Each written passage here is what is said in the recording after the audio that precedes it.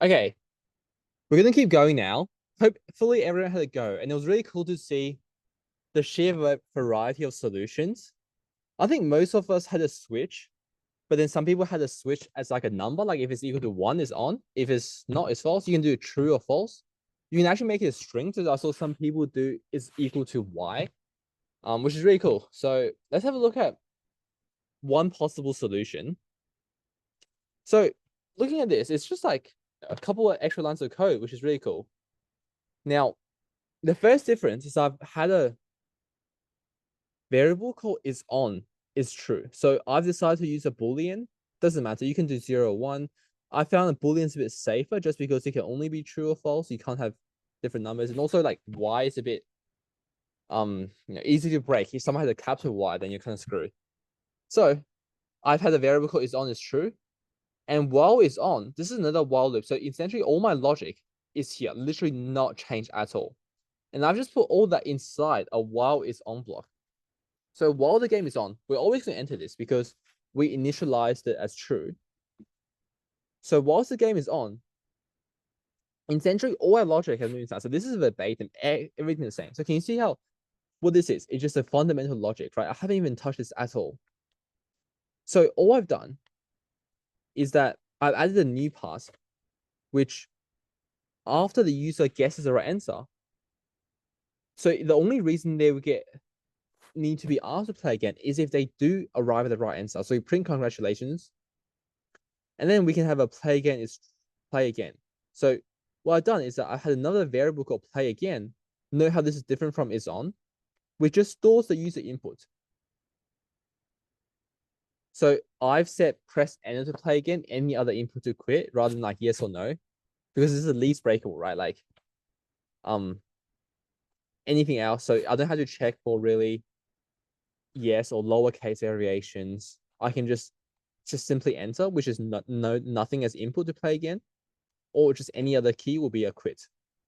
So if the play again is not equal to this, so note how this is like technically a blank string, because if you press enter straight away without typing anything, Python will store that as a string, but just as an empty string. So see how this is just basically nothing but of a string type.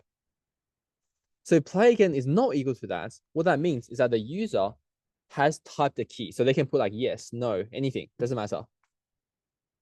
That means that we set is on to be false. So watch how we exit off, because there's a lot of indents here. So watch how we exit from this. Okay, so if on is false. So that means that we exit out of this if loop first.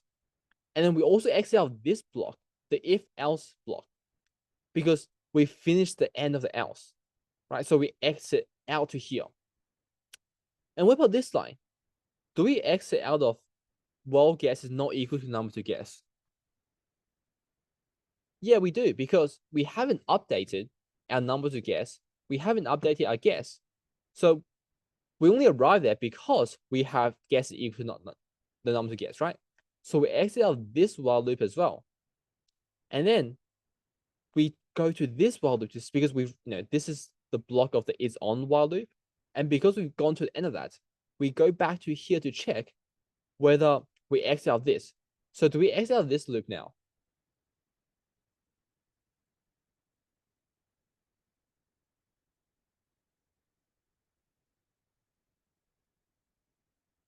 We do, because remember how the user didn't put a blank? So that means the is on has been set to false. So while is on, because it's false, remember how whatever condition after the while needs to be true for you to go into the while loop? Because is on is equal to false, while false. Okay, so because this condition is no, that means that we X out this while loop, go to the end of the program, and the program finishes. So I've seen some of you do play again equals to y. So you can set the play again to be equal to no or something. So we X out of this. You can do is on is equal to 1 or 0. So you can put is on is equal to 0. And then now while is on is not equal to is equal to 1 or something, you go in, but otherwise you go out. Does that make sense in terms of where we put all the while loops and stuff? So definitely probably one of the more difficult programs we've done so far. But yeah, it's pretty cool to see how all these whiles and controls they interact.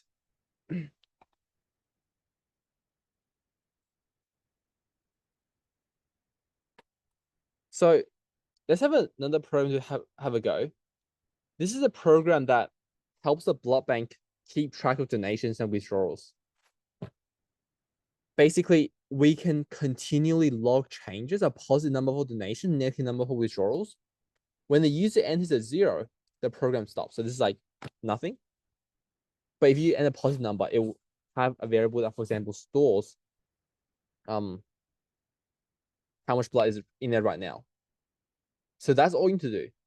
But if you finish early, you can do the optional extension. So for example, right now, if we have a negative blood volume, then doesn't make much sense, right? If you have 0 initially and you try to put negative 300, it's like withdrawing 300 from 0. And also you can let max volume be 100 and you can actually print out a visual display of the volume. So I've got a quick demo here. So this is the bar. This is just some welcome message, how to use. The fullness is 1,000. So basically enter number, see how it slowly fills up visually. Pretty cool, huh? So that'd be 1,000. So we can't exceed anymore. We can take out 300 and then now it's a bit less. And yeah, but this is a very do it after you got some more time. And you can make it as pretty as you want. You can even make it vertical. See if you can have a go at that. But for now, just try to have a program that has the continually log changes. So it has a variable that tracks how much there is, has a variable that tracks what we're doing to the blood, and have a way to print out how much there is at the same time. And also this needs to be a while loop until, okay, the user inputs is 0. So remember how we start with pseudocode? So I know it's tempting to just go straight in, but really try to lay out the logic first, because this is quite complicated logic that's not complicated, but it's quite different logic to what we had before. You code it and then just keep on testing. And then you can put additional features like displaying and other things. So we're gonna have 5 minutes for that.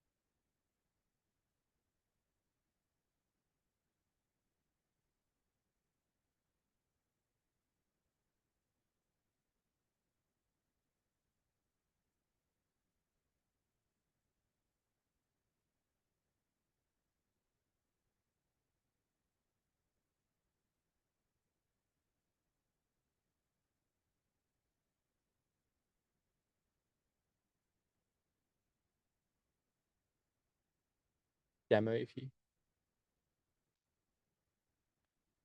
see how the same width.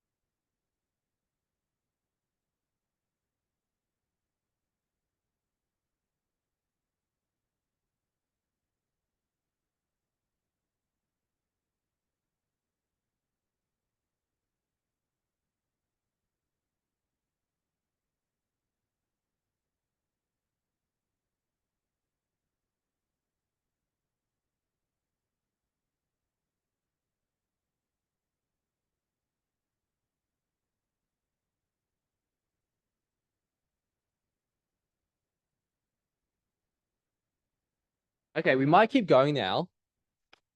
Hopefully everyone had a chance to make their program work. I'll go through my solution, and this is only one solution, but I think is pretty good. So the most important thing I've seen, or Alex and I have been walking around, is that a lot of you try to make the fancy stuff too early, like checking if it's greater than 1,000 or checking if it's less than 0, or even doing the hashtag thing. That is just really taking away your attention from the main logic, which is the main logic is just actually two things. Just one, the while loop. So while the user doesn't enter 0, you just execute this block, right? By having all this like fancy checks, is actually really distracting from the main logic, and it's really easy to implement the checks after you've done the main logic. So definitely make sure to not go too ambitious to start. Like no one yeah, like I wouldn't I also implemented this once at a time. If you ask me to do it just straight away at once, like linearly, I wouldn't be able to. So this is all there is to the program. This is just some welcome message. Is on is true. Initially, I set the volume to 0. So while the program is on, what is our change? We get the user to input a number. If it's not equal to 0, that means that we're able to add it to our volume. Otherwise, we just set is on to false. And remember, when it X out that, it checks if is on is still true. And because that condition has been set to false, we go to the end and tell us basically what's going on. So very simple program. It doesn't even, every single time it adds, it doesn't even tell us how much it changes, right? Because I only print this after the while loop. But this is the main logic. So this should be part of the pseudocode, right? So don't even worry about all the fancy hashtag stuff. That is all a later problem. So this is just all you need to do for the main thing. And then we need to make sure that, see how over here, I don't even print the total volume until the end. So a very, very rudimentary program. And now let's make sure that you can't withdraw blood that is not there. So how we do that is that we just make a check. So if the volume is less than 0, we just print not enough blood. So can you see how we have the change and we don't actually update the volume unless it passes our check? So we make sure that we don't enter 0. And then if we don't enter 0, that means that we check, okay, is this less than 0? So is the change after, which is the volume plus the change, less than 0? Then we print not enough blood. So don't actually let them touch the volume. Otherwise, we will allow the volume to be incremented by the change. And then know how this, if it's equal to 0, that means it will go to its on as false. And again, we exit out and print at the end. So that's all there is to it. So the only difference is literally inside here, I've changed adding initially, like adding whenever, to adding only when you do that. This is the implementation of the thing. So can you see how I've added a new change? So make sure you can't too few or too much, just an else if. This is kind of more fancy. So the percentage, I've found the volume divided by 1,000. So that's a 0 point something percentage times by 100 to make it a percentage out of 100. And then I just make it out 25, which is number of asterisks. I print the block bank capacity is equal to the number of asterisks times the number of asterisks. And then I time blank space with 25 is the full capacity, right? So I put 25 minus number of asterisks as blank space, and I put it at the end. So if I don't do that, that means that what's going to happen is that it's not going to look as pretty in that, it will just be like this, and then that. So you need to make sure number of blank spaces as well. And it's actually really nice in coding because something special about like coding type font is that every single letter or number takes up the same amount of width. So see how everything lines up really well here? So you can be guaranteed that a space takes up the same space as an asterisk. Something cool to know. Something I think is better actually is I've seen most people do while the user input is equal to is not equal to 0, you go to the while loop, which honestly is better because you don't need to have this if on is on statement. But it's just up to your preference. Anyone have any questions about this? Okay. So the last part of the morning is nested loops. So we've actually had a nested loop before. Remember how we had a while is on and then keep asking the user for the number in the guessing game? Now we have a for loop in a for loop. So how many times will hello be printed here?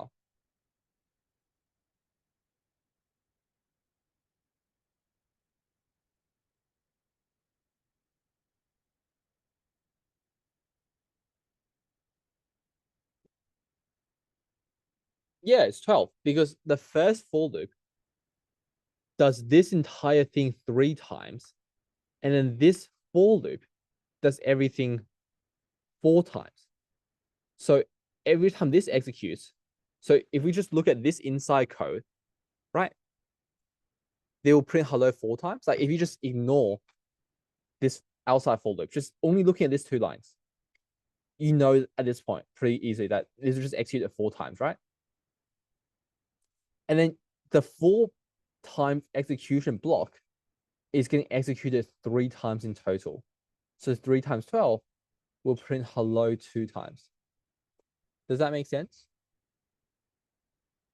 So let's step through this. So what I've done here is in the outside for loop and there's an inside for loop. And honestly, it's like probably a good idea to like later on try to write this out by hand and paper. But right now we're going to step through this in code. So on the inside, we're going to print I is equal to, so this is a format, right? So I is equal to the variable I, J to the variable J. And also for I and J, it's just kind of like the standard. So I is usually the first one, and then you go J and then K. Small thing. Okay, so the first time we go I is equal to 0, and then it's going to go inside this inside loop. So J will be equal to 0 in the first iteration. So when we print, it'll be I is equal to 0, J is equal to 0. What about the next loop? So what will be the next thing printed?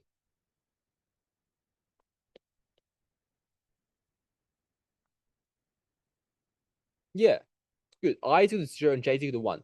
Because after you print I is equal, J is equal to 0, that means it prints this, right? And then this X's out to the enclosing loop. So the next iteration will be J will be 1. Okay? So that means that J will be equal to 1 here. And then you print that. What about the next one? What would it print? Perfect. So the next iteration will be, again, you increment the J. So I is to 0, J is to 2. And then what's the next line?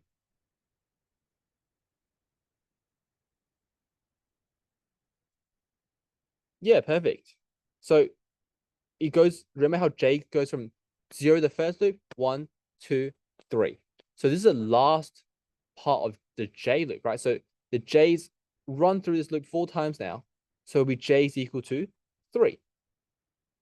What about the next line?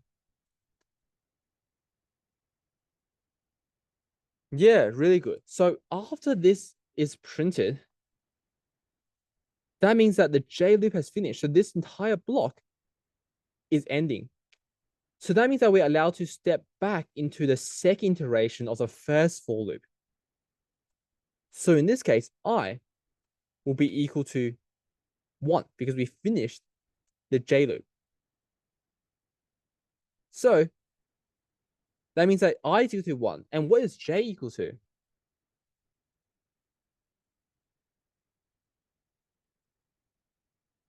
Yeah, equal to 0.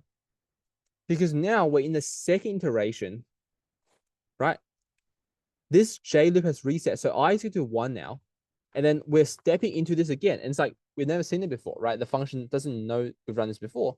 So now J is equal to 0. And then it prints I is equal to 1. j is equal to 0. So again, can you see how the inside block, while I is equal to 1, will run 4 more times? So next one, called out. I is equal to 1 and j is equal to, yeah. So I is equal to 1, j is equal to 1, I is equal to 1, j is equal to 2, I is equal to 1, j is equal to 3. And then again, this block finishes. So the second iteration of the I loop is done. And then it goes into it again. So that means that you will have for I is equal to 2, that's the last iteration of the outside I loop. And then j resets. So 0, 1, 2, 3. Like that. So it will print this 12 times in total. So do you want to try to make a 4x4 timetable using the for loop, nested for loop? So this looks pretty confusing, but you can imagine that what this is one variable, and can you see how the first variable stays the same? So 1, 2, 3, 4. And then the second one keeps going from 1 to 3, 4, 1 to 3, 4, 1 to 3, 4, 1 to 3, 4. And something you might want to know, can I put it on the board anywhere? Is that, you know how for range, we go from like a range 3 will print 0, 1, 2. If you want the range to go 1, 2, 3, 4, you can actually do that. Because range actually has, you can actually set more things. So range 3 will be 0, 1, 2. Range 4 will be 0, 1, 2, 3. So do it 4 times. But you can actually get the start. So 1, you can actually set the start of range, and 4. So what this will print, anyone guess what this will print if you haven't seen it before? Make it complete. Yeah. Random guess. What range 1, 4 will print, will be looping through? 1, 2, 3, 4. Anyone agree with that?